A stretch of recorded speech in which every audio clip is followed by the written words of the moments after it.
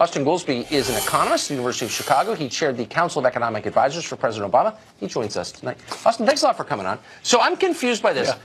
I understand that there are some forms of energy that people find preferable to others. That's totally fair.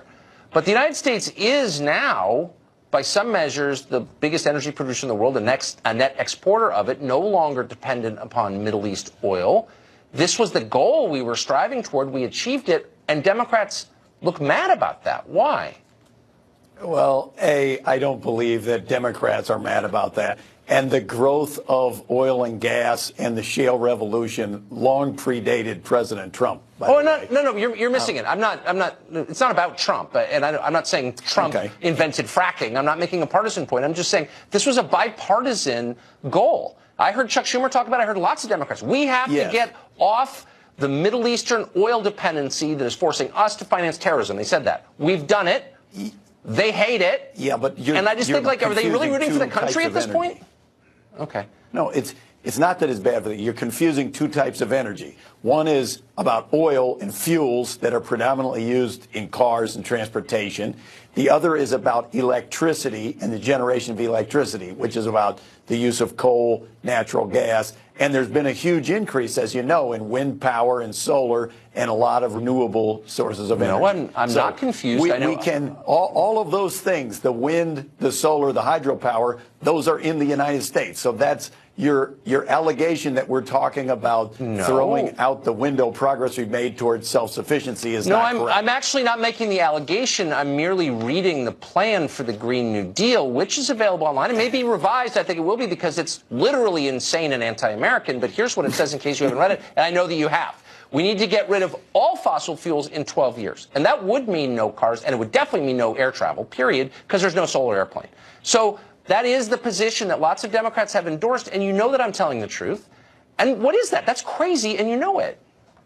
That sounds extreme. I know that you have selectively chosen one. There are many different Green New Deal plans, and you've chosen one that you feel is the most extreme, and you're then saying that's what the Democratic Party represents. Hold on. Okay, look, I'm not saying every Democrat agrees with that. I think most Democrats don't agree with it because they know it's nuts. Any adult who looks at it will be afraid of that. But they don't have the courage to say to the rising stars in the party, like AOC and Bernie, come on now.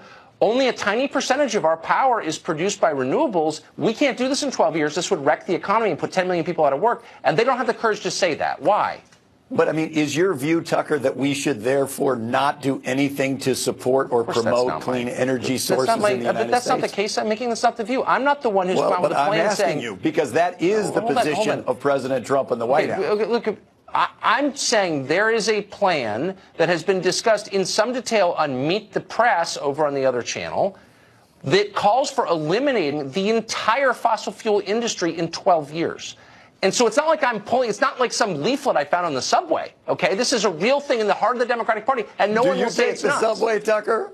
If you take the subway, I'll be impressed. It's called the Metro here, and you're dodging the question. Which is, that's insane, comma, is it not? You're just making a statement. Why won't anyone call that what it is, which is reckless, crazy, and anti-American?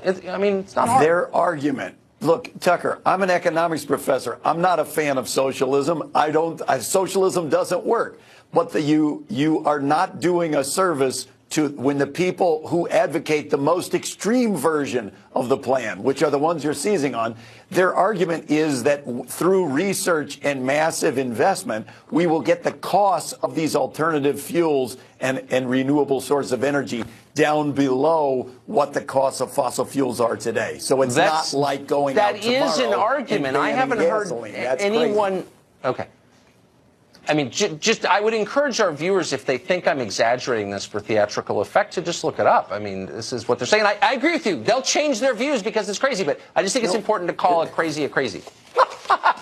Professor, I believe great it's to see unrealistic, the way they've stated. Okay, good. But if there are improvements to cost as they predict, then it wouldn't be crazy. Yeah, okay. We'll see. Thank you very much, Austin Goolsbee.